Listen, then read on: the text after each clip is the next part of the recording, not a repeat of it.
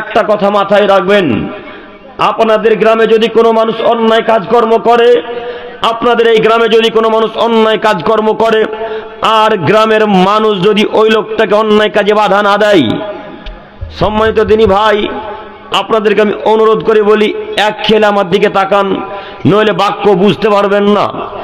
আপনাদের এই গ্রামে আজকে বা 2 মাস থেকে 1 মাস থেকে 2 বছর থেকে মনে করেন যদি একটা মানুষ অন্যায় কাজকর্ম করে, আর এই অন্যায় কাজকর্মে যদি আপনাদের এই গ্রামের মানুষ বাধা না দেয়, তাহলে গোটা গ্রামের উপরে আল্লাহর পক্ষ থেকে আযাব নেমে আসবে। গোটা গ্রামের গোটা গ্রামের উপরে আল্লাহর পক্ষ থেকে আযাব নেমে আসবে।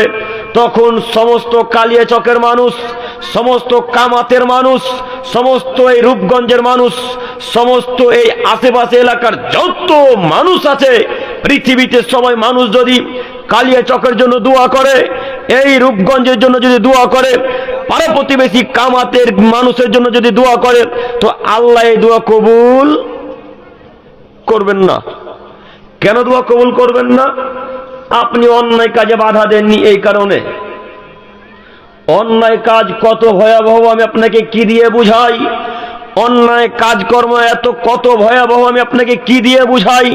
একটু আমার দিকে দেখেন।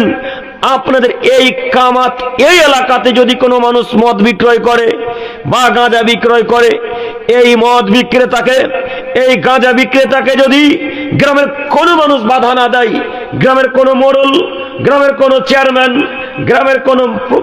গ্রামের কোনো মেম্বার, গ্রামের কোনো সর্দার, গ্রামের কোনো ক্যাশিয়ার, গ্রামের কোনো সভাপতি, এরা কেউ যদি বাধা না দেয় এই লোকটাকে, অন্যায় কাজকর্ম করছে যে লোকটা, এই লোকটাকে গিয়ে যদি না বলে যে আব্দুর রহমান, তুমি যেই মদের ব্যবসা করছো, এই মদের ব্যবসা ইসলামে সমর্থন করে না।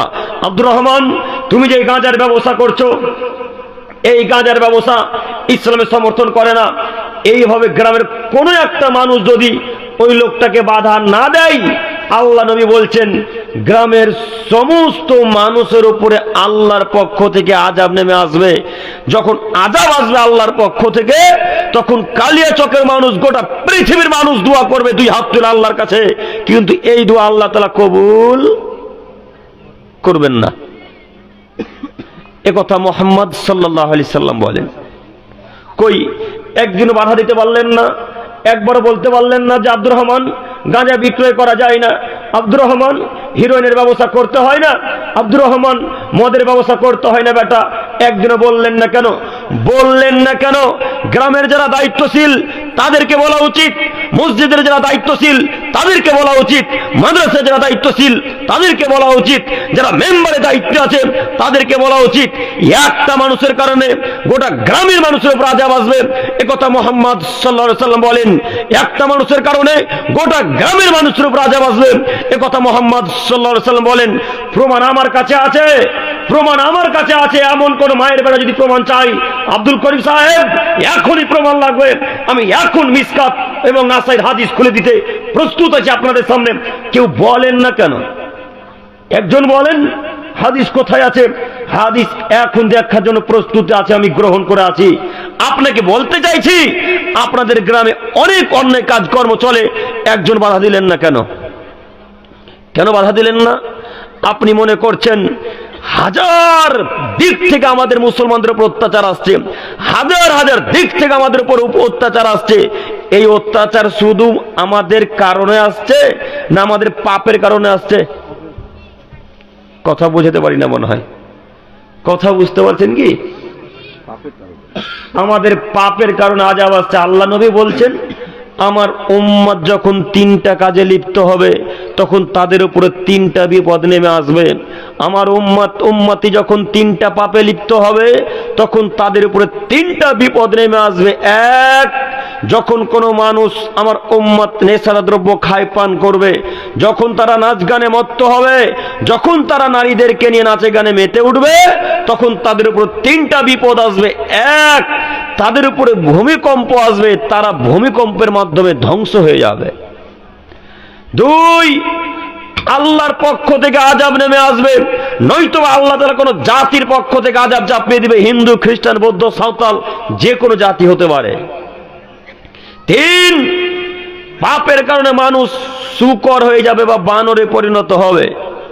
আব্দুল করিম সাহেব, শুকর হয়ে যাবে মানুষ কথাটা কেমন বলে দিলেন, বানর হয়ে যাবে কেমন কথাটা কেমন বলে দিলেন। আজ পর্যন্ত কোনো মানুষের মুখে শুনলাম না যে মানুষ বানর হয়ে গেছে, আজ পর্যন্ত কোনো মানুষের মুখে শুনলাম না যে মানুষ শুকর হয়ে গেছে।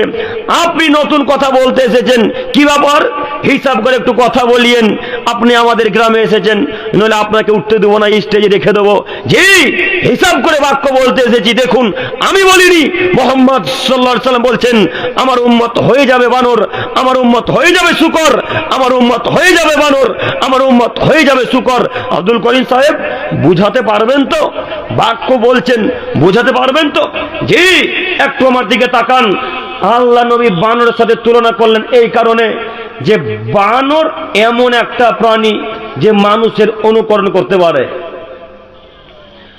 বানরই এমন একটা প্রাণী যে মানুষের অনুকরণ করতে পারে। পৃথিবীতে এমন কোন আর প্রাণী নেই যে মানুষের মতো হুবাহুব চলাচল করতে পারে, মানুষের মতো অনুকরণ করতে পারে, মানুষকে অনুসরণ করতে পারে। বানরই শুধুমাত্র পারে। তাই আল্লাহ নবী বলছেন, আমার উম্মত যেদিন ইহুদি, খ্রিস্টান, বৌদ্ধ, নাসারাদের সাথে মিশে যাবে যেদিন, সেদিন আমার উম্মত হয়ে যাবে বানর, হয়ে যাবে শুকর। এ বাক্য মুহাম্মদ সাল্লাল্লাহু আলাইহি সাল্লাম বললেন।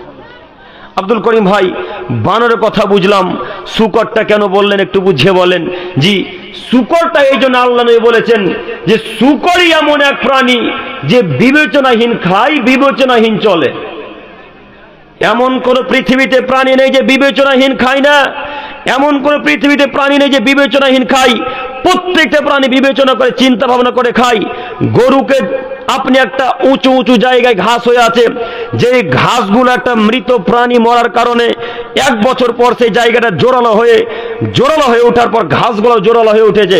মাঠে দেখতে পান না ঘাস এমন, ওই ঘাসের কাছে গরু ছাগলকে মস্কে নিয়ে যান, গরু ছাগল জিন্দেগিতে মুখ দিবেন ওই জায়গাতে। আপনারা যারা গরু চড়িয়েছেন দেখেছেন কি? জিন্দেগিতে গরু ছাগল সেখানে মুখ দেবে না। কেন? গরু ছাগল বুঝতে পেরেছে যে এখানে মৃত প্রাণীর মরার কারণে ঘাসগুলো এত বড় হয়েছে, তাই তারা মুখ দেবে না।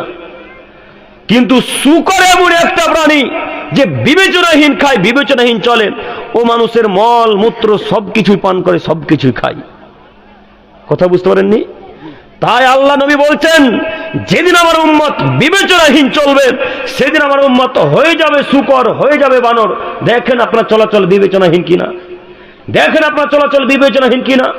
আপনি এখন উপস্থিত এই মঞ্চে আছেন, পকেটে বিড়িগুল গুটকা নিয়ে আছেন, লজ্জা লাগে না? এখন উপস্থিত, আপনার পকেট চেক করলে বিড়িগুল গুটকা পাওয়া যাবে। কিসের আপনি বিবেচনাহীন, বিবেচনা পুরুষ? কিসের বিবেচনা মুসলমান আপনি? আপনাকে এই জন্য আল্লাহ নবী বলেছেন তোমরা হয়ে যাবে শুকর, হয়ে যাবে বানর। সম্মানিত মুরব্বী সাহেব, আপনি যদি বিবেচনা করে চলাচল করতেন, তাহলে অন্তত আজকের মতো এই দিন আপনার পকেটে বিড়ি গুল গুটকা থাকতে পারতো না। তার মানে বোঝা যাচ্ছে শুকর যেমন বিবেচনাহীন খায়, আপনিও খান। তাই শুকর বিবেচনাহীন খায়, মানুষের মল মূত্র, গরু বাছুরের যা কিছু পায়, হাড় হাড্ডি সবকিছু যেমন খায়, আপনিও খান। বিবেচনা করতে পারেন না। ওই আমরা কোচবিহার বক্তব্য দিতে গিয়েছিলাম, তো কোচবিহারে বক্তব্য দিতে গিয়ে এক পর্যায়ে আমাদেরকে যখন মাঠে নিয়ে গেল, তখন দেখলাম শুধু তামাকের চাষ, শুধু তামাক আর তামাক, গোটা মাঠকে মাঠ তামাকের গাছ, তামাকের চাষ। বড় বড় চওড়া চওড়া পাতা, দূর থেকে যেন মনে হচ্ছে বেগুন গাছের পাতা, বড় বড় চওড়া চওড়া গাছ। তো এক পর্যায়ে আমরা চাষিদেরকে জিজ্ঞাসা করলাম কিসের গাছ, না তো তিনি বলছেন এগুলো তামাকের গাছ। তো এই তামাকের গাছের ভিডিও করতে শুরু করলাম, লাইভ করলাম। এই লাইভ আমাদের আইডিতে এখনো আছে, দেখতে পাবেন লাইভে গেলেই। তো লাইভ করতে শুরু করলাম, লাইভ করতে করতে সেই জায়গাতে অনেক প্রাণী আসলো, সেই জায়গাতে ছাগল আসলো, গরু আসলো, মানুষ আসলো, অনেক রকমের প্রাণী এলো। প্রায় প্রাণী নিকৃষ্ট, তার মধ্যে একটা কুকুর নিকৃষ্ট প্রাণী, তার মধ্যে একটা শুকর নিকৃষ্ট প্রাণী। তো শুকরকে দেখতে পেলাম না, কুকুরকে দেখতে পেলাম। কুকুরটা লাইভে ভিডিওতেও আছে, দেখতে পাবেন। কুকুরটা আসলো এক পর্যায়ে, কুকুরটা এসে সে গাছের পাতার উপরে পেচ্ছাপ করে চলে গেল, খেলো না, মুখও দিল না। কিছুক্ষণ পরে একটা গরু দেখলাম, গরু পাশে আলে, যে আল বুঝেন কি আল, এই আলে যে ঘাসগুলা বেরিয়ে আছে, ওই আলের ঘাসগুলাকে খাচ্ছে, তবুও তামাকের পাতাতে মুখ দিচ্ছে না। গরু ছাগলতে খায় না তামাকের গাছ, পোকাতেও খায় না, পোকাতে ওই যে মাঝে মাঝে ধানে পোকা লাগে না, দেখেননি? এই ধানের পোকাতেও তামাকের পাতা খায় না। কিন্তু বড় আশ্চর্যের বিষয়, দুঃখ লাগে, যেই গাছের পাতা ছাগলে খায় না, যেই গাছের পাতা গরুতে খায় না, যেই গাছের পাতা কুকুরে খায় না, যেই গাছের পাতা শুকরে খায় না, সেই গাছের পাতা আপনি আর আপনার হুজুর ঠিকই খান, আপনারা দুজনেই খান। আপনাকে খারাপ লাগে না? আপনাকে আল্লাহ নবী শুকরের সাথে তুলনা করবেন না তো কাকে তুলনা করবেন? আপনাকে আল্লাহ নবী শুকরের বানরের সাথে তুলনা করবেন তো কাকে করবেন? আপনাকে আমি অনুরোধ করে বলে যাচ্ছি, এইগুলো একেবারে হারাম, টোটালে হারাম, পুরোপুরি হারাম। একটু এই জায়গাতে এতক্ষণ ধরে বক্তব্য রাখলাম, আমি বলতে চাইছিলাম গোটা গ্রামের মানুষের উপর আযাব নেমে আসবে যদি একটা মানুষ ওই খারাপ কাজকর্মে বাধা না দেয়। আপনি চোখের সামনে দেখতে পাচ্ছেন একটা লোক গাঁজা বিক্রয় করে। কে জানে না গাঁজা বিক্রয় করা হারাম? একজন হাত তোলেন তো। কে জানে না গাঁজা বিক্রয় করা হারাম? একজন হাত তোলেন। কেউ তুলবেন না। তার মানে সবাই আপনারা জানেন যে গাঁজা বিক্রয় করা হারাম কাজ, হারাম ব্যবসা। কই তারপরও বাধা দিলেন না? ও আব্দুল করিম ভাই, কেন বাধা দেব? বাধা দিতে গেলেই তো আমি তার কাছে এখন খারাপ হয়ে যাব। গ্রামের মানুষ আমাকে দেখতে পারবে না। ওই লোকটার সাথে আমার অনেক সুসম্পর্ক, তার পরিবারের সাথে আমার বন্ধুত্ব। এখন যদি তাকে গাঁজার বিরুদ্ধে বক্তব্য দিবে, গাঁজার বিরুদ্ধে কথা বলি, তো কাল থেকে আমার সাথে বন্ধুত্ব রাখবে না। তাই তাকে আর অন্যায় কাজে বাধা দিতে পারলেন না। তো একটা কথা মাথায় রাখবেন, একটা লোকের কারণে গোটা কামাতের মানুষের উপরে যেদিন আযাব নেমে আসবে, সেদিন বলবেন যে আল্লাহ নবী বাক্য ঠিকই বলেছেন, সেদিন বলবেন যে আব্দুল করিম ভাই বক্তব্য ঠিকই রেখেছিলেন। আপনি একটা কথা মাথায় রাখবেন, আমি আব্দুল করিম রামুল ইসলাম যতক্ষণ চেয়ারে থাকবো ইনশাল্লাহ একটা বাক্য যদি কোরআন এবং হাদিসের বাইরে বলে দিই, সঙ্গে সঙ্গে স্টেজ থেকে নামিয়ে দেবেন। প্রত্যেকটা কথার পিছনে দলিল থাকবে ইনশাল্লাহ, প্রত্যেকটা কথার পিছনে আয়াতের অর্থ থাকবে ইনশাল্লাহ। আপনি শুধু কথা মিলিয়ে নেন। আমি আপনার হুজুরের মতো কিস্সা কাহিনী বলার জন্য মূল্যবান সময় নষ্ট করতে আসিনি। রাত্রি এখন প্রায় 12টা বাজে। সম্মানিত দিনী ভাই, আপনাকে আমি অনুরোধ করে বলি, আপনাকে লোকমান হাকিমের মতো কথা নকল করা লাগবে। লোকমান হাকিমের মতো কথাকে নকল করবেন। লোকমান হাকিম তার ছেলেকে বলছে, ইয়া বুনাইয়া, হে আমার আদরের ছেলে, আকিমিস সালাত, আব্বু সালাত আদায় করিও, ওয়ামুর বিল মারুফ, সৎ কাজের আদেশ করিও, অনহা আনিল মুনকার, আব্বু অন্যায় কাজে বাধা প্রদান করিও। বেটা, 3টি বাক্য, এদিকে আরো 2টি বাক্য আছে, রাখলাম, লং করতে চাইছি না, একটু আমার দিকে তাকান। লোকমান হাকিম তার ছেলেকে বলছে, আব্বু আকিমিস সালাত, সালাত আদায় করিও, ওয়ামুর বিল মারুফ, সৎ কাজের আদেশ করিও, অনহা আনিল মুনকার, মন্দ কাজে বাধা প্রদান করিও। বেটা, এ কথা কে কাকে বলছেন বলেন তো একবার সবাই? লোকমান হাকিম তার ছেলেকে বলছে। আচ্ছা, একজন কেউ বলতে পারবেন যে লোকমান হাকিম কে ছিলেন? কেউ বলতে পারবেন?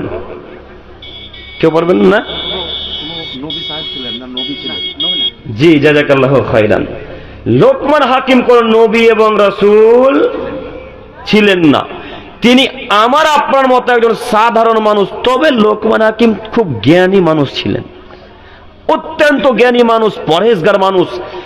একটা মানুষের কথা আল্লাহ কোরআন মাজিদে যদি তুলে তাহলে আপনি চিন্তা ভাবনা করতে পেরেছেন যে তার কথা কত দামি? জি, একটা সাধারণ মানুষের কথা কোরআন মাজিদের মধ্যে আল্লাহ তুলে দিয়েছেন, তাহলে আপনি চিন্তা করেছেন যে লোকটার কথা কত পছন্দ করেছেন আল্লাহ তাআলা? আল্লাহ এত পছন্দ করলেন তার কথাকে, আল্লাহ এত পছন্দ করলেন তার কথা কোরআন মাজিদের মধ্যে তুলে দিয়ে তার নামে একটা সূরাকে নাজিল করলেন, তার নামে একটা সূরা অবতীর্ণ করে দিয়ে সারা পৃথিবী আদমের ছেলে মেয়েকে বললেন, লোকমান হাকিম যা বলেছে তোমরাও বলো, লোকমান হাকিম যা বলেছে তোমরাও বলো, লোকমান হাকিম যা বলেছে তোমরাও বলো। লোকমান হাকিম তার ছেলেকে বলেছে, আব্বু সালাত আদায় করিও, আব্বু অন্যায় কাজে বাধা দিও, আব্বু সৎ কাজের আদেশ করিও। 3টি কথার একটা বাক্য জিন্দেগিতে ছেলে মেয়েকে বললেন না। 3টি কথার একটা বাক্য ছেলে মেয়েকে জিন্দেগিতে বললেন না। জরুরি এখানে একটি কথা, ইমাম সাহেব একদিন ফজর রক্তে উঠতে পারেনি, তাই আপনাদের কামাতের যত চায়ের দোকান আছে, চায়ের দোকানে গীবত করে ইমাম সাহেবের পিছন দিকে ছিঁড়ে ফেলে দিয়েছেন। একদিন উঠতে পারেনি। আর আপনার বাড়িতে কা পুরুষের বাচ্চা, কা পুরুষ বোল্ডার বোল্ডার 32 বছরের ছেলে ফজরে শুয়ে থাকে, জোহরে শুয়ে থাকে, আসরে শুয়ে থাকে, ওদের ব্যাপারে একদিনও নিন্দা চলে না। একদিন পরনিন্দা করেছেন ভাই ব্যাটার জন্য? কেন করলেন না? ইমাম সাহেব যদি 5 ওয়াক্ত সালাত আদায় না করে তবু আল্লাহ আপনাকে বলবেন না, ও আব্দুর রহমান, ইমাম সাহেব সালাত আদায় করেনি, তুমি কি করছিলে? এই বাক্য একদিন বলবে? এই বাক্য আল্লাহ একবার ব্যবহার করবেন না কিয়ামতের মাঠে, তবে আল্লাহ এই বাক্য ব্যবহার করবেন, আব্দুর রহমান, তোমার বাড়িতে 3টা সন্তান ছিল, তোমার ছেলেরা 1 ওয়াক্ত সালাত আদায় করেনি, একদিনও বলেছো? আব্দুর রহমান একদিনও বলেছো তোমার ছেলেদেরকে যে আব্বু চলো সালাত আদায় করতে বলেছো? তখন আপনি বলবেন না আল্লাহ বলিনি। তখন আল্লাহ বলবেন, যাও 3 বাব্বাটা তুমি বেলে 4 বাব্বাটা একসাথে এখন জাহান্নামে যাও। আপনি কিন্তু ঠিকই সালাত আদায় করেন, আপনি ঠিকই সালাত আদায় করেন, কিন্তু ছেলেরা সালাত আদায় করে না। ছেলেদের কারণে এখন বাপ জাহান্নামে যাবে, একটু বিবেচনা করে চলিয়েন। তাই তো লোকমান হাকিম আব্বুকে তার ছেলেকে বলে, আব্বু সালাত আদায় করিও বেটা, ওয়ামুর বিল মারুফ, সৎ কাজের আদেশ করিও, ওয়ানহা আনিল মুনকার, মন্দ কাজে বাধা প্রদান করিও। মন্দ কাজ কাকে বলে? মন্দ কাজ কাকে বলে? মুরব্বি সাহেব, আপনারা পিছনে যারা আছেন আপনাদের আমি দৃষ্টি আকর্ষণ করছি, একটু আমার দিকে তাকান। মন্দ কাজ কাকে বলে একটু দেখাই। আপনি মন্দ কাজে বাধা দিবেন কিভাবে? আশ্চর্যের বিষয়, মন্দ কাজে বাধা দেওয়া তো বহু দূরের কথা। বাপ 8 বছরের বেটাকে বলে, বেটা ওই মুদিখানা দোকান থেকে 1 প্যাকেট বিড়ি এনে দে। তাহলে মন্দ কাজে বাধা প্রদান করবেন কখন? সৎ কাজের আদেশ করবেন কখন? অন্যায় কাজে বাধা প্রদান করবেন কখন? বাপ যদি বেটাকে এইভাবে বিড়ি আনতে বলে, তাহলে বেটা আর 20 বছর পর বা 3 বছর 4 বছর পর বাপের সামনে দাঁড়িয়ে দাঁড়িয়ে মদ পান করবে, তখন বাপ কিছু বলতে পারবে? কিছু বলার অধিকার রাখবে না। কেন? বাপ যখন বেটাকে বলতে যাবে, আব্বু এইভাবে মদ পান করতে হয় না বেটা, তখন আপনার ছেলে চট করে একটা বাংলা ভাষাতে কথা বলবে, আব্বা আপনি যে কদিন আগে বিড়ি খাচ্ছিলেন। তখন কি করবেন? কথা ঘটে না এরকম? বাস্তব উদাহরণ দেখাচ্ছি আমি আপনাকে, আপনার সাথে আমি মজাক করতে আসিনি। একটু আমার দিকে তাকান। আল্লাহ তাআলা বলছেন, লোকমান হাকিমের কথাকে কপি করো আর তোমরা তোমাদের ছেলে মেয়েদেরকে বলো, কই এই এতটুকু অন্যায় কাজে বাধা দিতে পারলেন না? অন্যায় কাজে তো বাধা দিতে পারলেন না, পারলেনই না, আপনি ঘুরিয়ে ছেলেকে অন্যায় কাজ করতে আরো উৎসাহিত করছেন। একটু এবার এখানে একটা জরুরি কথা বলি। এই যে কিছুদিন, এখন জানুয়ারি মাস চলছে না? জানুয়ারি মাস চলছে। ওই যে 25শে ডিসেম্বর থেকে গান বাজতে শুরু করেছে। 25শে ডিসেম্বর বড়দিন নাকি? হ্যাঁ, কতজন বড়দিনে কেক কেটেছেন বলেন তো, হাত তোলেন তো।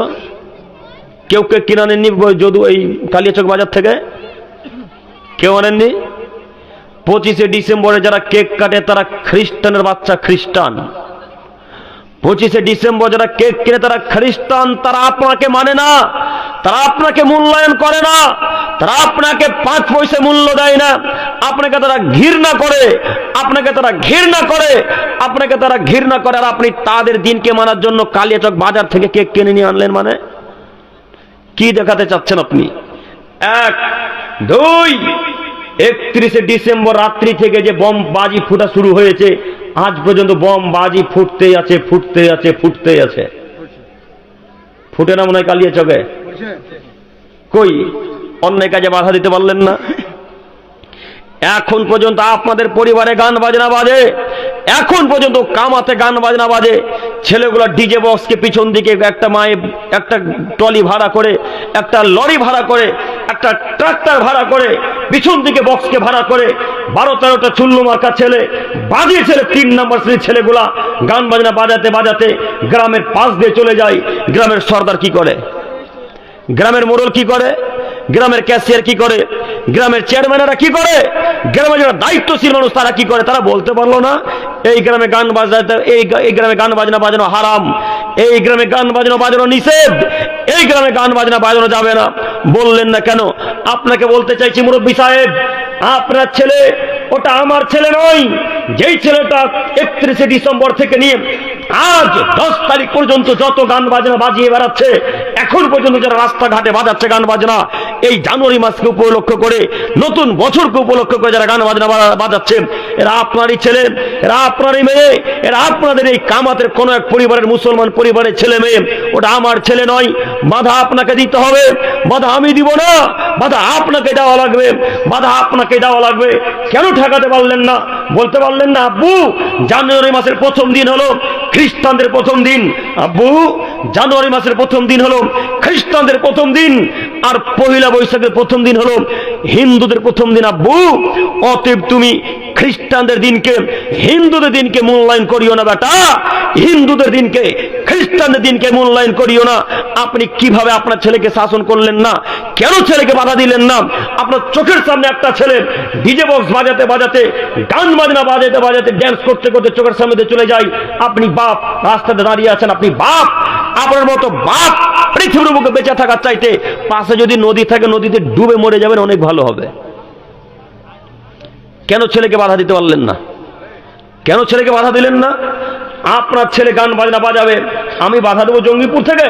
অসম্ভব, এটা কখনোই নয়, অসম্ভব, এটা কখনোই নয়। আল্লাহ বলছেন কুনতুম খায়রা উম্মাতিন উখরিজাত লিন-নাস, পৃথিবীর মানুষ তোমরা এমন এক দল, তোমরা এমন এক উত্তম দল যাদেরকে আমি আল্লাহ তাআলা সৃষ্টি করেছি মানুষের কল্যাণের জন্য। আল্লাহ বলছেন তোমরা এমন এক উত্তম দল যাদেরকে আমি আল্লাহ তাআলা তৈরি করেছি মানুষের কল্যাণের জন্য। বলেন আপনি মানুষের কি কল্যাণ করলেন? কি কল্যাণ করলেন? ছেলে গান বাজনা বাজাই, আপনি উৎসাহিত করেছেন। আপনার ছেলে যখন আপনাকে বলল আব্বু 500 টাকা দেন ফিস্ট করতে যাব, তখন বাধা দিতে পারলেন না? তখন বাধা দিতে পারলেন না? আশেপাশে এই তো আপনাদের মালদা ওয়াটার পার্ক, মালদাতে ওয়াটার পার্ক আছে না? এই ওয়াটার পার্কে কত যে গান বাজনা হয়, তার প্রায় ছেলে মালদার, আমাদের মুর্শিদাবাদের প্রায় ছেলে, সব বললে ভুল হবে, প্রায় ছেলে মালদার মুর্শিদাবাদের। ওরা দূর দূরান্ত থেকে আসে না, যদিও আসে তবুও খুব কম। আপনার ছেলের আমাদের মতো কোনো যুবকেরা গেছে, কই বাধা দিতে পারলেন না কেন? শোনো যুবক ভাই, তোমাকে বলি, মুরব্বী সাহেব আপনাকে বলি, একটু আমার দিকে তাকান, হাদিস লক্ষ্য করেন। আব্দুল্লাহ ইবনে আব্বাস রাদিয়াল্লাহু তাআলা আনহু থেকে বর্ণিত, তিনি বলেন রাসূলুল্লাহ সাল্লাল্লাহু আলাইহি সাল্লাম বলেছেন মান তাসাব্বাহা বিকওমিন ফাহুয়া মিনহুম। আদমের ছেলে মেয়ে শোনো, তোমরা যদি কোনো জাতিকে অনুসরণ করে চলো, তোমরা যদি কোনো জাতিকে অনুকরণ করে চলো, তাহলে সেই জাতি যাবে যেখানে, তোমরাও যাবে সেখানে।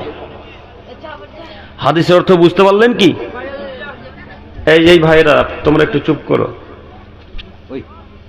একটু বিরক্ত লাগে, বিরক্ত লাগলে চুপচাপ চলে যাবে, কারোর সাথে কথা বলবে না, ঠিক আছে ইনশাল্লাহ? সম্মানিত মুরব্বী সাহেব একটু আমার দিকে তাকান। আল্লাহ নবী বলছেন যদি কোনো মানুষকে অনুকরণ করে চলে, তাহলে সেই লোকটা যাবে যেখানে, যে লোকটা অনুকরণ করলো সেই লোকটাও যাবে সেখানে। একটু এবার আপনাকে বলি, প্রশ্ন করছি, উত্তর দিবেন। পহিলা জানুয়ারি কাদের দিন? খ্রিস্টানদের দিন। পহিলা বৈশাখ কাদের দিন? হিন্দুদের দিন। 25শে ডিসেম্বর কাদের দিন? খ্রিস্টানদের দিন। 31st নাইট কাদের দিন? 31st নাইট রাত্রি কাদের রাত্রি? খ্রিস্টানদের রাত্রি। 21শে ডিসেম্বর কাদের রাত্রি? 21শে ডিসেম্বর কাদের দিন? খ্রিস্টানদের দিন। এবার আপনাকে বলি, খ্রিস্টান, ইহুদি, নাসারারা এরা কোথায় যাবে? জাহান্নামে যাবে। এখন যত মানুষ ইহুদি খ্রিস্টানকে অনুকরণ করে চলবে, এরা এখন যাবে কোথায়? জাহান্নামে। তাহলে আপনি কেন তাদের ধর্মকে মানলেন? কেন তাদের নীতি অনুসরণ করলেন? আপনি কাপুরুষ, তাই তাদের নীতি অনুসরণ করেন। আপনি অযোগ্য মানুষ, তাই তাদের নীতি অনুসরণ করেন। আপনি অশিক্ষিত মানুষ, তাই তাদের নীতি অনুসরণ করেন। কই একটা খ্রিস্টান তো আপনাদের জালসাতে আসলো না? একটা খ্রিস্টান এসেছে? কই একটা হিন্দু তো আপনাদের জালসাতে এলো না? একটা হিন্দু এসেছে? আপনি তাদের মেলাতে গেলেন কেন? আপনি তাদের জালসাতে, আপনি তাদের মেলাতে গেলেন কেন? তাদের বড়দিনে গেলেন কেন? আপনি পহিলা জানুয়ারির উৎসবে গেলেন কেন? আপনি হ্যাপি নিউ ইয়ার বললেন কেন? আপনার লজ্জা, বিদ্যা, বুদ্ধি সব বিক্রি করে খেয়েছেন। আপনি এমএ পাস ছাত্র, আপনি এমএ পাস ছাত্র, এই মালদার কলেজে নাকি আপনি ফার্স্ট বয়, ফার্স্ট স্টুডেন্ট, আপনি সব থেকে টপ বয়। আপনার মতো বিদ্যাকে, আপনার এই মাস্টার পাস ডিগ্রিকে মাটির তলা আজকে পুঁতে দিতে এসেছি। আপনি কি মনে করেন যে বিদ্যা 31 নাইটের মুখে লাথি মারতে পারে না, যে বিদ্যা হ্যাপি নিউ ইয়ারের মুখে লাথি মারতে পারে না, যে বিদ্যা 1 জানুয়ারির মুখে লাথি মারতে পারে না, যে বিদ্যা 1 বৈশাখের মুখে লাথি মারতে পারে না, এমন বিদ্যা নিজের কাছে রাখার চাইতে মাটিতে পুঁতে দেওয়া অনেক ভালো। এই বিদ্যা রেখে কোন লাভ নেই। আবার মাদ্রাসায় ভর্তি হওয়া লাগবে। পাশেই ঝনঝনিয়া মাদ্রাসা আছে, পাশে ঝনঝনিয়া মাদ্রাসা আছে। এই মাদ্রাসাতে ভর্তি হয়ে আবার ক্লাস 1-এ ভর্তি হয়ে আবার তোমাকে বিদ্যা অর্জন করা লাগবে। যদি মাদ্রাসা যেতে লজ্জা লাগে, তোমাদের গ্রামে যোগ্য ইমাম সাহেব আছে, এই যোগ্য ইমামের কাছে নীতি শিখিও, বিদ্যা শিক্ষা অর্জন করে তারপর জাতির সামনে বলতে যেও, জাতির সামনে কথা বলার চেষ্টা করিও। তোমার MA পাস ডিগ্রি, তোমার BA পাস ডিগ্রিকে আজকে মাটি তুলে পুঁতে দেওয়ার জন্য এসেছি। তোমার যেই বিদ্যা পিতা মাতাকে লাথি মারে, যে বিদ্যা ফকির মিসকিনকে লাথি মারে, যে বিদ্যা 31 নাইটকে মানে, যে বিদ্যা হ্যাপি নিউ ইয়ার মানে, যে বিদ্যা 1 জানুয়ারি মানে, যে বিদ্যা 1 বৈশাখকে মানে, এই বিদ্যার 5 পয়সা ইসলামে কোনো মূল্য নেই। এই বিদ্যা অর্জন করেছেন কেন? এই বিদ্যা অর্জন করেছেন কেন? এই বিদ্যা রাখার চাইতে মাটিতে ফেলে দেওয়া অনেক ভালো।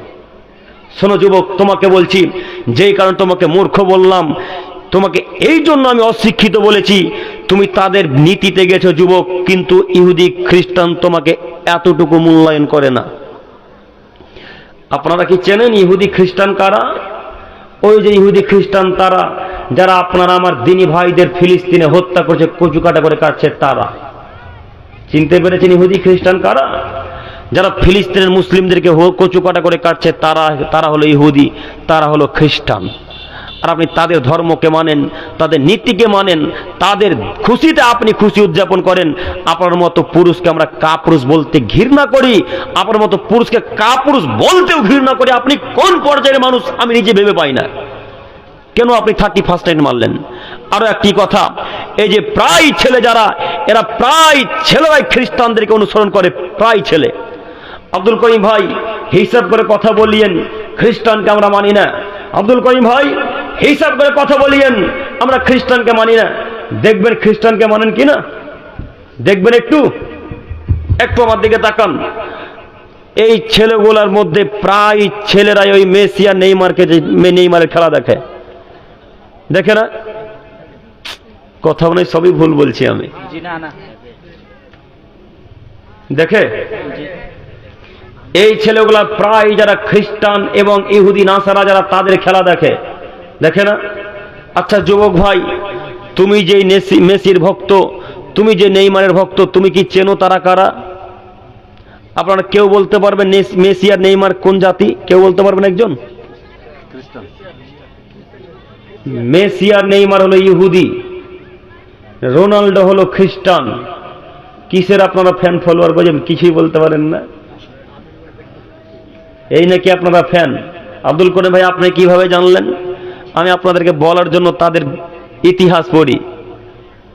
দেখেন আপনি খোঁজ নিয়ে, আপনি যেই জাতিকে মানেন, যার ফ্যান হয়ে আছেন, যাকে নিজের শরীরের চাইতে ভালোবাসেন, সে হলো ইহুদি। যে ইহুদি আপনাকে কচু কাটা করে কাটার জন্য প্রস্তুতি নিয়ে আছে, ওই ইহুদিকে আপনি সম্মান করেন, ওই খ্রিস্টানকে আপনি মানেন। আচ্ছা যুবক ভাই, আরো একটি কথা বলি, হয়তো আপনাদের অজানা, আপনারা জানেন না। আপনারা যে মেসিকে ফলো করেন, যে নেইমারকে ফলো করেন, তার শরীরের দিকে একবার দেখেছেন? তার শরীরের ট্যাটু ছাপা আছে, দেখেছেন কি? তার বাম হাত কিংবা ডান হাত স্মরণে আসছে না, তার বাম হাত কিংবা ডান হাত স্মরণে আসছে না। তবে ডান হাত হোক আর বাম হাত হোক না কেন, এই বাহুর নিচে দেখবেন একটা চোখ ছাপা আছে, চোখ। কেউ দেখেছেন? একজন হাত তোলেন তো, কে দেখেছেন? দেখেছো তোমরা ভাই? চোখ ছাপা আছে না? এইবার বলেন তো দেখি, এই চোখটা কেন ছাপা আছে? কে বললেন? ঠিক, জাযাকাল্লাহু খায়রান। আল্লাহ আপনাকে আরো জ্ঞানে বারাকা দান করুক। সকলে বলি আমিন। এই যে এখানে একটা চোখ ছাপিয়েছে, ওরা এখন থেকেই দাজ্জালকে স্বাগতম জানায় বেটা, আর তুমি তার নীতিকে মানো। তোমার বিদ্যাকে মাটি তলে পুঁতে দিতেছিস, আজকে বিদ্যাকে ছুঁড়ে ফেলে দাও। এখন থেকে তাকে তারা দাজ্জালকে অনুসরণ করে, এখনই দাজ্জালকে তারা স্বাগতম জানায়, ওয়েলকাম জানায়। আর তুমি তাদের নীতি মানো? মানে কেন তাদের খেলা দেখো তুমি? কেন তাদের নীতিতে চুল কাটো তুমি? কেন তাদের নীতিতে চলাচল করো তুমি? তোমার হায়া বুদ্ধি কি কাজ করে না? তোমার বিদ্যা বুদ্ধি কি কাজ করে না? যা মাথাতে যা আছে সবই গোবর ভরা নাকি? কেন তাদের নীতিতে চলবেন আপনি? আপনাকে আমি অনুরোধ করে বলি যে এদের নীতিকে যেদিন লাথি মেরে দিতে পারবেন, যেদিন চূর্ণ বিচূর্ণ করে দিতে পারবেন, সেই দিন জান্নাত হবেই হবে ইনশাআল্লাহ, ইনশাআল্লাহ। কেন? আল্লাহ নবী বলছেন ইহুদি খ্রিস্টানদের যারা বিরোধিতা করে তারা জান্নাতে যাবে। ইহুদি খ্রিস্টানদের যারা বিরোধিতা করে তারা জান্নাতে যাবে। এখন আপনি বিবেচনা করে চলাচল করেন যে ইহুদি খ্রিস্টান কারা, নাসারা কারা, হিন্দু কারা, বৌদ্ধ কারা। এদেরকে প্রত্যেকটা মানুষকে এদের বিপরীত করা লাগবে।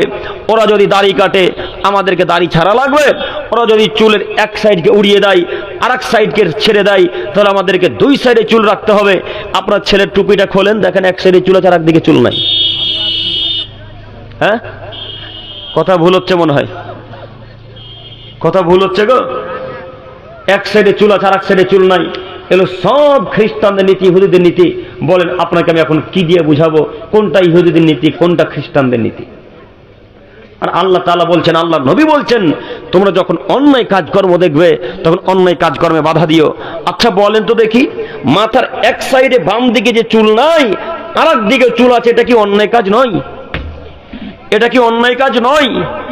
ও মুরব্বী সাহেব আপনাকে বলি, ও মুরব্বী সাহেব আপনাকে বলি, আপনার চোখের সামনে আপনার ছেলেটা 7 দিন যাবত একদিকে চুল আছে আর একদিকে চুল নেই। এই চুল নিয়ে আপনার চোখের সামনে 7 দিন 1 সপ্তাহ থেকে চলাচল করে, কিছুই বলতে পারেন না। এই চুল আমাদের বাড়িতে 7 দিন থাকা তো বহুদূরের কথা, 7 দিন থাকা তো বহুদূরের কথা, 7 সেকেন্ড থাকার সময় পাবেন ইনশাআল্লাহ। 7 সেকেন্ড। আপনি কিসের বাপ? এই জন্য আপনাকে আমি মাঝে মাঝে বলি যে আপনার আব্বা বিবাহ দিয়েছে, রাতের বেলা স্ত্রীর কাছে গিয়েছেন, তাই ছেলে মেয়ে হয়েছে। এখন পর্যন্ত বাপের ক্ষমতা কি জিনিস এতটুকু আপনি বুঝতে পারেননি। নইলে একটা 10 বছরের ছেলের একদিকে চুল আর একদিকে চুল নেই, এটা কেমন চুল কাটা? এটা কেমন চুল কাটা? মালদাতে অবশ্যই এভাবে চুল কাটে না কেউ, কালিয়াচকে কাটে। আল্লাহ তুমি আমাদেরকে বুঝার তৌফিক দান করো, সকলে বলি আমিন। টুপি পরে আছে বলে তো দেখতে পাই না, গরমের দিন হলে ঠিকই দেখতে পেতাম সবার মাথা। সম্মানিত মুরব্বী সাহেব, সম্মানিত দিনী ভাই, আপনাদেরকে আমি অনুরোধ করে বলি যে যত নোংরা নীতি আছে, যত অন্যায় কাজকর্ম আছে, সব অন্যায় কাজকর্মে যখন বাধা দিবেন তখন আল্লাহ বলছেন উলাইকা হুমুল মুহতাদুন উলাইকা হুমুল মুফলিহুন, এরাই হলো সফল মানুষ, এরাই হলো জান্নাতি মানুষ। কি বুঝলেন? আয়াতের অর্থ কি বুঝলেন? আল্লাহ বলছেন তোমরা যখন অন্যায় কাজে বাধা দিবে, সৎ কাজে যখন আদেশ করবে, উলাইকা হুমুল মুফলিহুন, তোমরাই হলে সফল মানুষ, তোমরাই হলে জান্নাতি মানুষ, তোমরাই হলে কামিয়াবি মানুষ। এ কথা আল্লাহ নিজে বলছেন। সম্মানিত দিনী ভাই, আপনাকে আমি অনুরোধ করছি, চোখের সামনে যে কোনো অন্যায় কাজকর্ম হোক না কেন, হোক না সেটা বিড়ি পান করা, হোক না সেটা গুল পান করা, হোক না সেটা মদ পান করা, হোক না সেটা আরো ইত্যাদি ইত্যাদি কাজকর্ম, অন্যায় কাজকর্ম যেটাই হোক না কেন, যে কোনো মূল্যে বাধা দেওয়ার চেষ্টা করবো ইনশাআল্লাহ, ইনশাআল্লাহ, ইনশাআল্লাহ বাধা দিবই দিব। যদি হাতে বাধা না দিতে পারি তাহলে অন্তরে ঘৃণা করে চলে আসব, এটা সব থেকে কমজোরি ইমানের কাজ। হাতে বাধা না দিতে পারলে কি করব? ওখান থেকে ঘৃণা করে থুতু নিক্ষেপ করে বাড়ি চলে আসবো, কিন্তু সেখানে বসে থাকবো না ইনশাআল্লাহ। পারবো কি? পারবো? পারবেন না, দেখবেন পারবেন কিনা। দেখেন, একটু দেখাই। চায়ের দোকানে 2টা লোক খুব ঝগড়া করছে, একটু তাকান তো দেখি তো মিলছে কিনা কথাটা। চায়ের দোকানে 2টা লোক খুব ঝগড়া করছে, পিন মারামারি হচ্ছে। পিন বোঝেন কি? পিন বুঝতে পারলেন কি? যে একজন আরেকজনকে খোঁচা দিচ্ছে। তো একজন আরেকজনকে যখন খোঁচা দিল তখন এই লোকটা একটু কমজোরি মানুষ, তো কমজোরি ছেলেটাকে পাশের ব্যক্তি বলছে, তোকে এইভাবে কথা বললো রে, তুই কিছু বলবি না? বল তো এই লোকটার কথা শুনে ওকে গালি দিয়ে বসল। এখন বলেন অন্যায় কাজে কিভাবে বাধা দিলেন আপনি? কথা আমি বোঝাতে পারলাম না মনে হয়। দুইজন মানুষ ঝগড়া করছিল, একটু তাকান। দুই ভাই, আচ্ছা মনে করেন আমরা দুই ভাই ঝগড়া করছি, আমার ভাই আমার থেকে একটু শক্তিশালী মানুষ, আমাকে 2 থাপ্পড় লাগিয়ে দিয়েছে। তো আমার চাচা এসে আমাকে বলছে, আব্দুল করিম তুই 2 থাপ্পড় মেরে খেয়ে থেকে গেলি, আর 1 থাপ্পড় তুই মার, তাহলে তো রক্তটা ঠান্ডা হবে। এরকম কথা বলে না? তো এটা কি অন্যায় কাজে বাধা দেওয়া হলো? আপনি অন্যায় কাজ করতে আরো উৎসাহিত করলেন, তাই না? এরা 2 ভাই ঝগড়া করে যত পাপী, আপনি আপনার ভাতিজাকে উৎসাহিত করার কারণে ঠিক তত পাপী। কথা মনে থাকবে ইনশাআল্লাহ। তাই আপনাকে শতদিন বক্তব্যের মাঝে আমি বলেছি, আপনি বক্তব্য সার্চ দিয়ে দেখেন যে চায়ের দোকানে যদি কোনো মানুষ 2টা লোক বসে থাকে তো আপনি 3 জন গিয়ে উপস্থিত হবেন না। কেন জানেন? ওই যে 2টা লোক 6টা থেকে ফজরের পর থেকে নিয়ে গীবত করছে 8টা পর্যন্ত, আপনি 8টার সময় গিয়ে তাদের কথার সাথে শুধু হ্যাঁ মিলিয়েছেন। ওরা মনে করেন কোন একটা লোকের দুর্নাম করছিল, মনে করেন আব্দুল করিমের দুর্নাম করছে, তো আব্দুল করিমের দুর্নাম করতে করতে আপনি 8টার সময় গিয়ে বলছেন, হ্যাঁ রে ভাই ঠিকই বলেছিস, আব্দুল করিম ছেলেটা এরকমই। ওরা সকাল 6টা থেকে 8টা পর্যন্ত গীবত করে যত পাপ করলো, আপনি শুধু কথার সাথে কথা মিলিয়েছেন, কোনো কথা বলেনই, শুধু বলেছেন যে তুই ঠিকই বলেছিস। ওরা যত পাপী, আপনি ঠিক তত পাপী। দেখছেন পাপের ক্ষমতা? করেন না গীবত? দিন রাত তো ইমামের নামে গীবত চলে, দিন রাত চলে ইমামের নামে গীবত। কি যে লাভ পাই ইমামদের নামে গীবত করে আমিও বুঝতে পারি না। কেন গীবত করেন গো ইমামদের নামে গো? ইমাম না হলে আপনার আকিকা হয় না, ইমাম না হলে বিবাহ হয় না, ইমাম না হলে জানাজা হয় না, এরকম একটা দামি মানুষের গীবত কেন করেন? কেন করেন? সম্মানিত মুরব্বী সাহেব, সম্মানিত দিনী ভাই, গীবত করা ছাড়ুন, যদি পারেন তো অন্যায় কাজে বাধা দেওয়ার চেষ্টা করেন। পারবো ইনশাআল্লাহ? অন্যায় কাজে বাধা দেবো ইনশাআল্লাহ। ইনশাআল্লাহ। আল্লাহ তুমি আমাদেরকে বোঝার তৌফিক দান করো, সকলে বলি আমিন। এর পরের হাদিস আনাস ইবনে মালিক রাদিয়াল্লাহু তাআলা আনহু থেকে বর্ণিত, তিনি বলেন রাসূল সাল্লাল্লাহু আলাইহি সাল্লাম বলেছেন, আলা কুল্লুকুম রাইন, পৃথিবীর মানুষ তোমরা শোনো, প্রত্যেকটা মানুষ প্রত্যেকের জন্য দায়িত্বশীল। অকুল্লুকুম মাসউলিন আন রায়াতিহি, এবং প্রত্যেকটা মানুষকে তার দায়িত্ব সম্পর্কে জিজ্ঞাসা করা হবে। আদমের ছেলে মেয়ে শোনো, প্রত্যেকটা মানুষ তোমরা প্রত্যেকের জন্য দায়িত্বশীল, এবং তোমাদের প্রত্যেকটা মানুষকে কিয়ামতের মাঠে দায়িত্ব সম্পর্কে জিজ্ঞাসা করা হবে। এক, সব কথার ব্যাখ্যাকে বাদ দিয়ে এখানে জরুরি একটি কথা পেশ করি, স্বামী স্ত্রীর দায়িত্ব। একটু সম্মানিত মা বোন, আপনি আমার দিকে তাকান, আপনাকে একটু আমি বোঝানোর জন্য কথা প্রসঙ্গকে উল্টে দিলাম। যুবক ভাই, যারা স্বামী অর্থাৎ যারা বিবাহিত পুরুষ, তারা একটু মনোযোগ দিয়ে বক্তব্য শ্রবণ করেন। আল্লাহ নবী বলছেন প্রত্যেকটা মানুষকে দায়িত্ব সম্পর্কে জিজ্ঞাসা করা হবে। তার একজন হচ্ছে স্বামী, আর একজন হচ্ছে স্ত্রী। যারা একজন হচ্ছে স্বামী, আর একজন হচ্ছে স্ত্রী। স্বামীকে জিজ্ঞাসা করা হবে তার স্ত্রী সম্পর্কে, স্বামীকে জিজ্ঞাসা করা হবে তার স্ত্রী সম্পর্কে।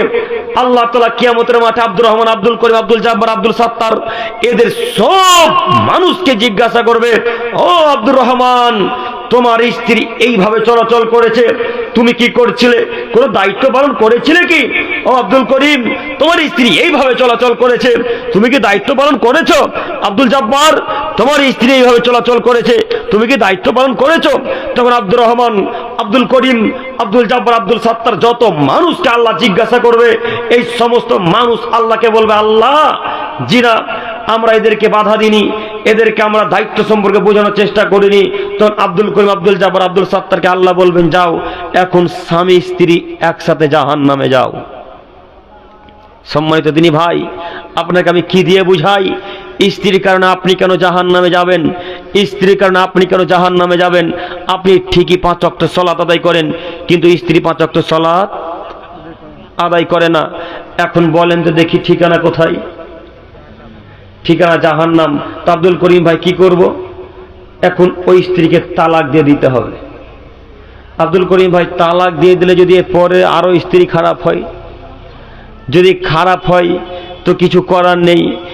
যারা সালাত আদায় করে না তাদের বিবাহ তো এমনিতেই কেটে গেছে, কোনো উকিল লাগবে না, কোনো জজ লাগবে না, কোনো আলেম লাগবে না, কোনো ক্যাশিয়ার লাগবে না, কোনো চেয়ারম্যান লাগবে না, কোনো এমপি মন্ত্রী কেউ লাগবে না। স্বামী সালাত আদায় করে, স্ত্রী করে না, স্ত্রী করে স্বামী করে না, দুইজনের কেউই সালাত আদায় করে না। এদের বিবাহ বাতিল, এদের বিবাহ বাতিল, এদের বিবাহ বাতিল। এই মিলনের ফলে যদি কোনো সন্তান সন্ততি হয়, তাহলে ওই সন্তান সন্ততি জারদ সন্তান, ওই সন্তান সন্ততি জারদ সন্তান, ওই সন্তান সন্ততি জারদ সন্তান। আপনাকে আমি অনুরোধ করে বলে যাচ্ছি, স্বামী সালাত আদায় করে, স্ত্রী সালাত আদায় করে না, স্ত্রী সালাত আদায় করে, স্বামী সালাত আদায় করে না, এদের বিবাহ কেটে গেছে, এদের বিবাহ টিকে নেই। আব্দুল করিম ভাই স্ত্রীর কাছে যাই, যে ক্ষমতা আছে তাই যাচ্ছেন, শরীরে রক্ত আছে তাই যাচ্ছেন, বিধান তো বোঝেননি, ধর্ম কাকে বলে আপনি বোঝেননি, তাই ক্ষমতার জোরে রক্তের জোরে যাচ্ছেন। রক্তের জোর বেশি দিন টিকবে না, এহকালেই টিকবে। রক্তের জোর পরকালে টিকবে না, এহকালেই টিকবে। রক্তের জোর দেখিয়েছিল ফেরাউন, আছে না চলে গেছে? রক্তের জোর দেখিয়েছিল কারুন, আছে না চলে গেছে? রক্তের জোর দেখিয়েছিল আদ সম্প্রদায়, সামুদ সম্প্রদায়, আছে না চলে গেছে? আল্লাহুস সামাদ। আমি আপনাকে কি দিয়ে বুঝাই সামুদ সম্প্রদায়ের ক্ষমতা?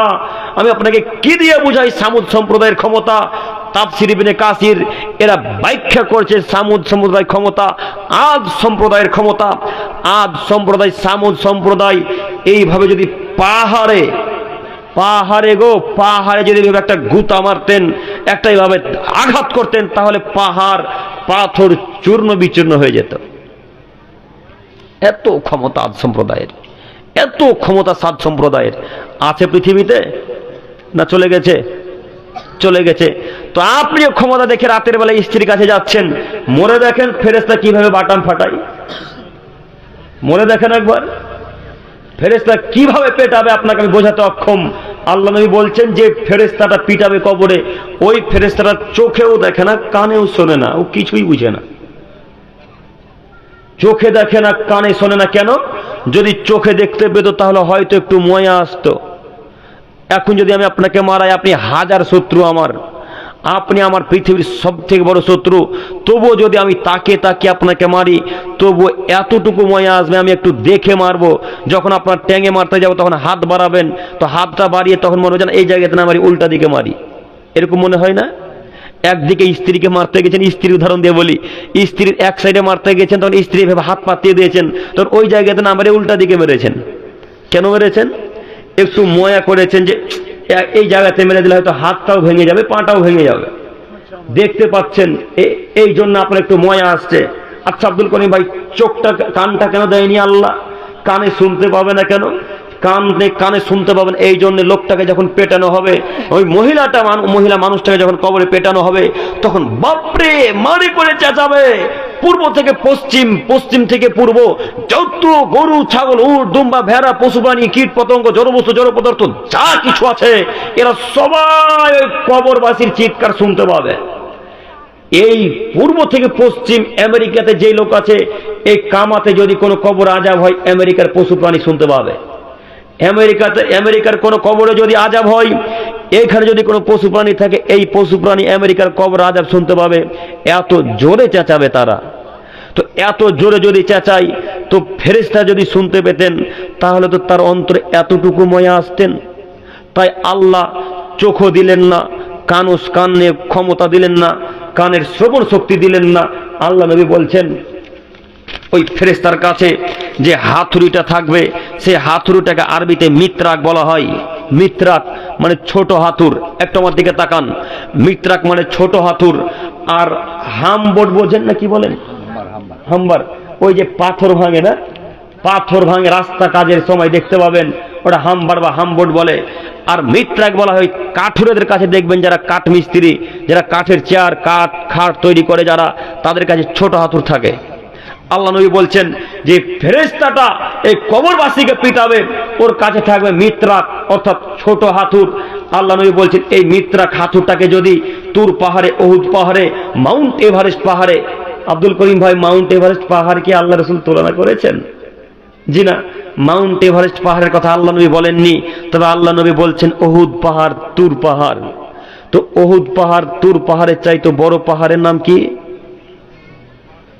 মাউন্ট এভারেস্ট পৃথিবীর সব থেকে উচ্চ পাহাড়, সব থেকে বড় পাহাড়। আল্লাহ নবী বলছেন ওই মিত্রাক হাথুরটাকে যদি পাথরের উপরে, পাহাড়ের উপরে এইভাবে ছেড়ে দেওয়া হয়, আঘাত করা আলাদা জিনিস, ছেড়ে দেওয়া আলাদা জিনিস, তাই না? আঘাত করা, ছেড়ে দেওয়া, দুইটার মধ্যে পার্থক্য নাই? আল্লাহ নবী বলছেন যদি শুধু এইভাবে ছেড়ে দেওয়া হয় উহুদ পাহাড়, তুর পাহাড়ের উপরে, তাহলে উহুদ পাহাড়, তুর পাহাড়, মাউন্ট এভারেস্ট পাহাড় একেবারে ধুলায় মিশে যাবে পাহাড়। আল্লাহু আকবার। এরকম হাতুড় দিয়ে মানুষকে পেটাবে যারা কবরে উত্তর দিতে পারবে না, এরকম হাতুড় দিয়ে মানুষকে পেটাবে যারা প্রশ্নের উত্তর দিতে পারবে না। সম্মানিত দিনী ভাই, আপনি কিভাবে প্রশ্নের উত্তর দিবেন? 5 ওয়াক্ত সালাত আদায় করেন না, কিভাবে প্রশ্নের উত্তর দিবেন? আজকে আপনার স্ত্রী জালসা শুনতে এসেছে বিনা বোরখাতে, কিভাবে উত্তর দিবেন?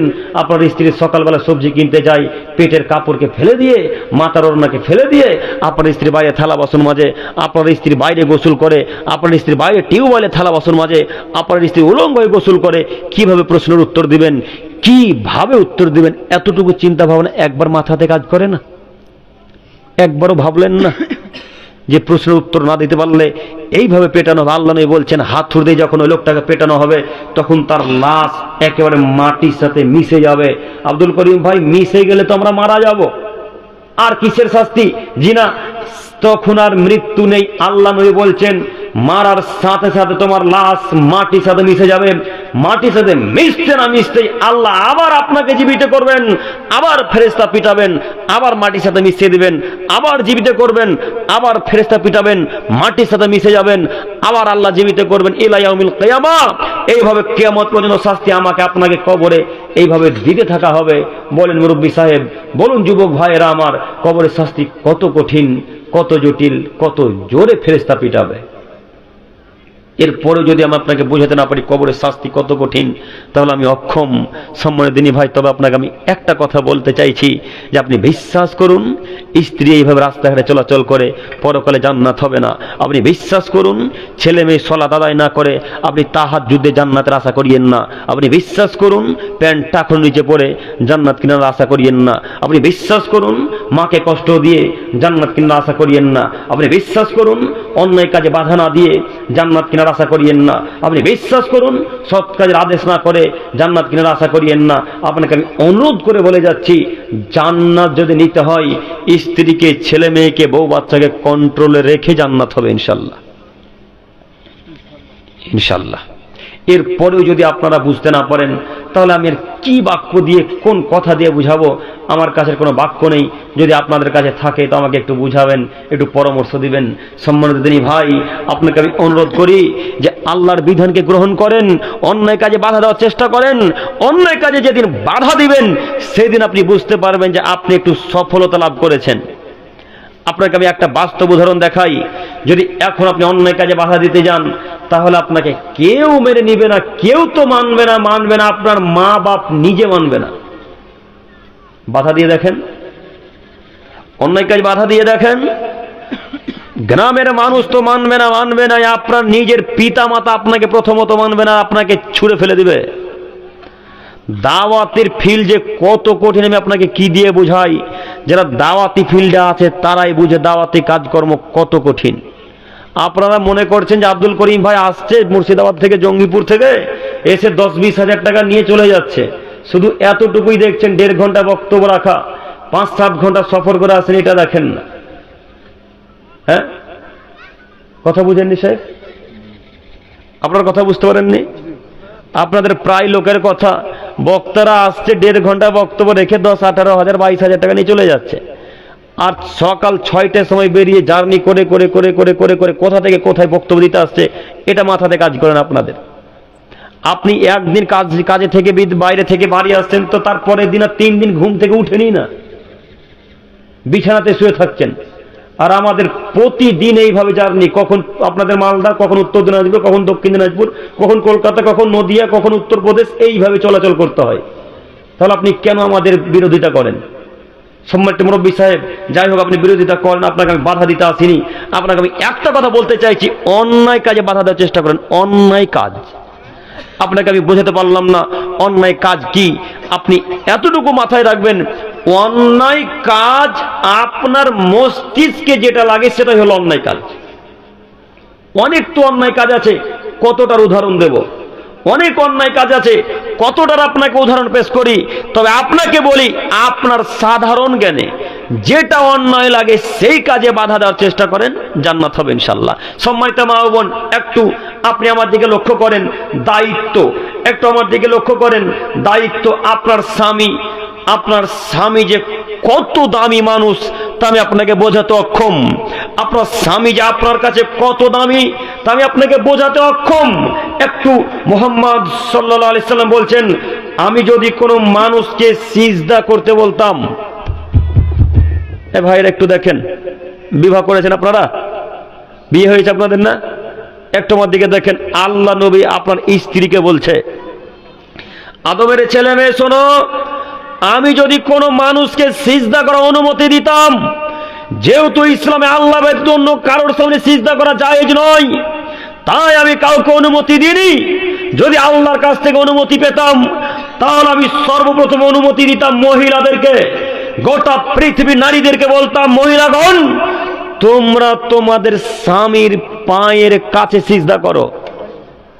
আল্লাহু আকবার! কত মর্যাদা বুঝতে পারলেন? কত মর্যাদা বুঝতে পারলেন? আল্লাহ নারীদেরকে বলছে, যদি সিজদা করার অনুমতি দিতাম তাহলে নারীদেরকে বলতাম, হে পৃথিবী নারীগণ, যাও তোমরা তোমাদের স্বামীর কাছে ফিরে যাও, স্বামীর কাছে ফিরে গিয়ে তার পায়ের কাছে সিজদা করো। যেহেতু সিজদা করা শিরক, তাই আমি আল্লাহ রাসূল সাল্লাল্লাহু আলাইহি সাল্লাম অনুমতি দিলাম না। সম্মানিত মা বোন, আপনাকে আমি এই হাদিস দিয়ে আপনাকে বোঝাতে চাইছি, আপনার স্বামী যে কত মূল্যবান আপনার কাছে, আপনার স্বামী যে কত মূল্যবান আপনার কাছে, আমি আপনাকে কি দিয়ে বুঝাবো? আপনি মূল্যায়ন করতে শিখুন, আপনি দাম দিতে শিখুন, আপনি স্বামীকে মূল্যায়ন করুন। স্বামী এত দামি জিনিস। আল্লাহ নবী সাল্লাল্লাহু আলাইহি সাল্লাম বলছেন, আদমের নারীরা যদি 4টি কাজ করে তাহলে জান্নাতে যাবেই যাবে। আদমের নারীরা যদি 4টি কাজ করে তাহলে জান্নাতে যাবেই যাবে, যে কোনো মূল্যে জান্নাতে যাবে। জান্নাতের 8টি দরজার যে কোনো দরজা দিয়ে তার প্রবেশ করে যাবে। তার একটি কাজ হলো 5 ওয়াক্ত সালাত আদায় করা, দ্বিতীয় নম্বর কাজ হলো রমজান মাসে সিয়াম পালন করা, তৃতীয় নম্বর কাজ হলো লজ্জা স্ত্রীর হেফাজত করা, চতুর্থ নম্বর কাজ হলো স্বামীর কথাকে অক্ষরে অক্ষরে মানা। আব্দুল করিম ভাই, আল্লাহর নবী যদি এই 3টা কথা বলতেন, চতুর্থ নম্বরের বাক্যটা যদি না বলতেন তো কতই ভালো হতো, তাই না? মহিলাদের কাছে সবথেকে কষ্ট হলো স্বামী। রমজান মাসে সিয়াম কষ্ট করে রেখে নেবে, 5 ওয়াক্ত সালাত কষ্ট করে আদায় করে নেবে, আর লজ্জা স্ত্রীর হেফাজত তো করবে যে কোনো মূল্যে। কিন্তু সবথেকে কঠিন হয়ে গেল স্বামীর কথা মানা। দেখবেন কত কঠিন। এই শীতের দিনে স্বামী স্ত্রী এক লেপের তলে শুয়ে আছেন, রাত্রি 12টার সময় আপনার স্বামী বলছে, রহিমা খুব পিয়াস লেগেছে রে, 1 বোতল পানি এনে দে না, একটু খাই। তখন আপনার স্ত্রী বলছে, ওই তো ওখানে বোতল আছে, তুলে নিয়ে নাও। এই দেখেন স্বামী স্ত্রীদের আচরণ। এটা হচ্ছে আমাদের স্ত্রী, এটা হচ্ছে আমাদের স্ত্রীদের আচরণ। স্বামী যদি বলে যে রহিমা 1 গ্লাস পানি লাগতো, সঙ্গে সঙ্গে স্ত্রী একেবারে বিছানা চাদর ল্যাপ কাঁথাকে ফেলে দিয়ে আগে পানি এনে দিত। এটা হলো দামি স্ত্রী, এটা হলো আদর্শবান স্ত্রী। এই নারী জান্নাতি, এ কথা আল্লাহ নবী বলেন। তো আমরা তো কথাকে ঘুরিয়ে উল্টে দিয়েছি যে এখন স্ত্রীতে আদেশ করবে আর স্বামী মানতে বাধ্য, নাহলে পরের দিন আর ভাত দিবে না, তাই না? কথা মিলল না মনে হয়? কথা মিলেছে কিনা দেখবেন, দেখবেন কথা মিলেছে কিনা। এই ছেলেরাই ভাইয়েরা তোমরা তাকাও তো, তুমি বোকা আমি জানি, কিন্তু এত যে বোকা তুমি জানতাম না। তোমার মাথাতে তো বিদ্যা নেই, কথা জানি, বুদ্ধিও কি নাই। তুমি কেরালা কাজে গেছো, তো সব টাকা স্ত্রীর অ্যাকাউন্টে দিতে হবে। হ্যাঁ এই ভাইরা কথা বুঝতে পারো নি? কেরালা কাজে গেছে তো সব টাকা স্ত্রীর অ্যাকাউন্টে দিতে হবে। তোমার বিদ্যা তো নাই, বুদ্ধিও কি নাই। তোমার স্ত্রীর অ্যাকাউন্টে তুমি 3 লাখ টাকা ছেড়েছো, 3 বছর পর বাড়ি এসে দেখছো স্ত্রী বাড়িতে নাই, সব টাকা নিয়ে পালিয়ে গেছে আরেকজনের সাথে। তো স্ত্রীর কাছে টাকা রেখে কি লাভ হলো? তোর বিদ্যা বুদ্ধি কি কিছুই কাজ করে না? স্ত্রীর অ্যাকাউন্টে টাকা রাখতে গেলে কেন গো? স্ত্রীর অ্যাকাউন্টে টাকা রাখতে গেলে দুইটা ক্ষতি, স্ত্রীর অ্যাকাউন্টে টাকা রাখতে গেলে দুইটা ক্ষতি। তার একটা ক্ষতি, যে কোনো সময় আপনার স্ত্রী আপনাকে ছেড়ে অন্যজনের সাথে চলে যেতে পারে। দুই, আপনার স্ত্রী আপনাকে কর্মচারীর মতো ব্যবহার করবে, কর্মচারীর মতো। টাকা তো আপনার কাছে আছে 100 টাকা, বা ওই মালদা বাজার ঘুরতে যাবেন, টাউনশিপ যাবেন, তো এখন 1000 টাকা প্রয়োজন, টাকা কোথায় পাবেন? সব টাকা তো স্ত্রীর অ্যাকাউন্টে। তো ছোট হয়ে গিয়ে বলছেন, রহিমা 1000 টাকা প্রয়োজন ছিল গো, যদি দিতে তো খুব ভালো হতো। অথচ নীতি উল্টানো ছিল যে স্ত্রী এইভাবে আপনার কাছে টাকা চাইবে, তো ঘুরিয়ে আপনি স্ত্রীর কাছে চাইছেন। এ হচ্ছে আমাদের যুবকদের অবস্থা। এরা মনে করছে স্ত্রী পেয়েছি মানে জান্নাতে ঢুকে গেছি, এখন মা বাপ সব বাদ এখন, তাই না? এই যে মায়েরা শুনছে, যেতে যেতে কত যে গাল দিবে আল্লাহ জানে। এরা বলবে এই স্বামীতে তো টাকা দিয়েছিল না, যদি 1 মাস থেকে দিয়ে ছাড় দিবে না, হ্যাঁ আজকে গাল দিতে দিতে যাবে আমাকে। তো সম্মানিত মা বোন, আমি আপনার কষ্ট দেওয়ার জন্য আসিনি, আমি আপনাকে বাস্তব চিত্র দেখাচ্ছি। যুবক ভাই, তবে এতটুকু মাথায় রাখবেন যে আমি আপনার স্ত্রীকে টাকা দিতেই নিষেধ করছি এটা না। টাকা দিতে একবার নিষেধ করেছি কি এতক্ষণ? একবার বলেছি যে টাকা দিবেন না, টাকা দিবেন যতটুকু প্রয়োজন ততটুকু, বাদ বাকি টাকা নিজের কাছে রাখবেন, নইলে স্ত্রীর কাছে কর্মচারী হিসেবে থাকতে হবে। আর আল্লাহ নবী বলছেন, স্ত্রী তোমার কথা শুনবে, তুমি স্ত্রীর কথা নাও। স্ত্রী তোমার কথা শুনবে, স্ত্রীর কথা তুমি নাও। তবে হ্যাঁ, আল্লাহ বলছেন মহিলাদের যেমন স্বামীদের যেমন মর্যাদা আছে, নারীদেরও ঠিক তেমনি মর্যাদা আছে। নারীদের যেমন মর্যাদা আছে, স্বামীদেরও ঠিক তেমনি মর্যাদা আছে। তবে স্বামীদের মর্যাদা বেশি স্ত্রীদের চাইতে, স্ত্রীদের চাইতে স্বামীর মর্যাদা বেশি, কথা মহান আল্লাহ তাআলা বলেন। অতএব আপনাকে আমি অনুরোধ করে বলি, সম্মানিত দিনী ভাই, সম্মানিত যুবতী, সম্মানিত যুবক দিনী ভাইরা, সম্মানিতা মা ও বোনেরা, আপনাকে আমি অনুরোধ করে বলি, আপনি আমার কথা খারাপ নিয়েন না। আপনি আপনার স্বামীকে বলবেন, না আমার কাছে এত টাকা রাখা লাগবে না, আমি মহিলা মানুষ, আপনার কাছে টাকা রাখেন। কখন কি বুদ্ধিতে কাজ করে বুঝতে পারি না কেন, আল্লাহ তাআলা বলছেন শয়তানের চক্রান্তর চাইতে বড় শক্তিশালী চক্রান্ত হলো নারীদের চক্রান্ত। শয়তানের চক্রান্ত হার মানিয়ে দেবে নারীরা। নারীদের এত কূটনীতি বুদ্ধি, নারীদের এত কূটনীতি বুদ্ধি, শয়তান কূটনীতি বুদ্ধির সেরা, শয়তান কূটনীতি বুদ্ধির সেরা প্রধান মানুষ। তার থেকে কেউ যদি কূটনীতি বুদ্ধির জ্ঞানী মানুষ হয়, তার হলো মহিলা মানুষ। এ কথা আল্লাহ তাআলা বলেন, কথা বিশ্বাস হয় না? আল্লাহ কোরআন মাজিদের মধ্যে বলছেন, নারী এমনই জাতি যে শয়তানের চক্রান্তকে হার মানিয়ে দিতে পারে। তাহলে আপনি বুঝতে পারেন, 3 বছর কেরালা দুবাই থেকে এলেন, 3 লক্ষ টাকা স্ত্রীর অ্যাকাউন্টে রাখলেন, বাড়ি এসে স্ত্রী নাই, সব টাকাও দাও। এখন কি করবেন? এখন কি করবেন? আপনার বাপ মা কি মরে গেছে নাকি? বাপ মা মারা গেছে? আপনার স্ত্রী বলেছে যে তুমি তোমার বাপের অ্যাকাউন্টে যদি টাকা রাখো, তোমাকে কালকে ডিভোর্স দিয়ে দেবো। তখন তুমি একবারে বিড়ালের মতো হয়ে গেছে, তুমি সিংহের মতো মানুষ, বিড়াল হয়ে গেছে। আমার স্ত্রী আখ্যান পেয়েছি, এখন যদি তালাক দিয়ে দেয় আর বিয়ে হবে না। এই ভয় তাদের করা উচিত গো, তোমার নয়। কথা বোঝাতে পারি না নয় আমি। এই ভয় তাদের করা উচিত, তোমাদের নয়। তুমি কেন স্ত্রীকে ভয় করে চলবে? আর একটা কথা, আপনাদের গ্রামের মহিলারা ভোটে নামে না? নামে? ছি ছি ছি ছি ছি ছি ছি ছি ছি ছি ছি, নাউজুবিল্লাহি মিন জালিক। ছি, থুতু ফেলবো কি? ছি ছি ছি। আচ্ছা আপনাকে বলি, আপনার স্ত্রী এমএলএ, ওই মনে করেন মেম্বার হয়েছে, আর আপনি মেম্বার নিচে পদকে কি বলেছে? মেম্বারে যার নিচে থাকে তাদের কি বলে? মনে করেন তার কর্মচারী। তারপর স্ত্রী মেম্বার, আপনি তার নিচু পদে আছেন। তো আপনার স্ত্রী হাঁটে আগে, আগে আপনি হাঁটেন পিছন পিছন, কেমন কেমন খারাপ খারাপ লাগে না? হ্যাঁ, তো স্ত্রী মেম্বার হলেন, আপনি মেম্বার নিচে পদে থাকলেন, কেমন কেমন লাগলো যে ব্যাপারটা? আর আল্লাহ নবী বলছেন, যদি কোনো মহিলা দায়িত্ব পালন করে, তাহলে সেই পরিবারে, সেই গ্রামে, সেই দেশে আল্লাহর পক্ষ থেকে গজব আসবে, আল্লাহর পক্ষ থেকে গজব নেমে আসবে, আল্লাহর পক্ষ থেকে গজব নেমে আসবে। এ কথা আল্লাহ নবী বলেন। স্ত্রীকে কেন দায়িত্ব দিলেন? স্ত্রী কেন নেতা করলেন? স্ত্রী কেন দায়িত্ব দিলেন? একটু আপনার স্ত্রী মেম্বার মানুষ, এটা কামাত গ্রাম, তো এই কামাত গ্রামে মিছিল করতে বেরিয়েছেন, মনে করেন কোনো একটা এর মিছিল বেরিয়েছে, মিছিলে আপনার স্ত্রী হাঁটে আগে আগে, আর স্ত্রীর চতুর্দিকে ছুল্লু মার্কা ছেলেগুলা হাঁটে। আপনার স্ত্রীকে এ একবার ধাক্কা মারে, ও একবার ধাক্কা মারে, এ একবার ধাক্কা মারে, আর আপনি পিছন থেকে সব দৃশ্য দেখছেন, কিছুই বলতে পারেন না। খারাপ লাগে না? খারাপ লাগে না গো? ও মুরব্বী সাহেব, আপনাকে বলি, একটু খারাপ লাগে না? মোহর আদায় করবেন আপনি, টাকা দিবেন আপনি, সায়া ব্লাউজ কাপড় যা কিছু কিনে দিবেন আপনি, আর ধাক্কা মারবে মিছিলের লোকে। খারাপ লাগা শুধু উচিত। আপনার স্ত্রী মেম্বার কেন? আপনার স্ত্রী চেয়ারম্যান কেন? আপনার স্ত্রী কেন মেম্বার হবে? মেম্বার আপনি যদি হন তো আপনি হন, তবু আপনাকে হতে বলিনি। আমি আপনাকে ভোটে দাঁড়াতে নিষেধ করেছি শতদিন, আপনাকে ভোটের কাছাকাছি যেতে শতদিন নিষেধ করেছি। আব্দুল করিম ভাই, পরিস্থিতি খুব খারাপ, মুসলিমদের যাওয়া লাগবে, যান। আমি ফতোয়া দিতে আসিনি, ফতোয়া দেওয়ার যোগ্যতাও রাখি না। আমি ফতোয়া দিতে আসিনি, আমি ফতোয়া দেওয়ার যোগ্যতাও রাখি না।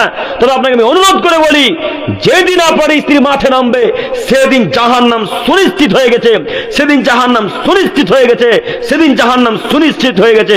আব্দুল করিম ভাই ঢুকেনি কেন? মরেনি তার জন্য। মরে দেখেন, আল্লাহ নবী বলছেন, আল্লাহ বলছেন অকর্ণা ফি বুয়ুতিকুন্না ওয়ালা তাবারুজনা তাবারুজাল জাহিলিয়াতিল উলা, পৃথিবীর নারীগণ বাড়িতেই থেকো, জরুরি প্রয়োজন ছাড়া বাড়ি থেকে বের হয়ো না। বলেন আপনার স্ত্রী মিছিলে কি জরুরি কাজ আছে? কি মিছিলে জরুরি কাজ আছে?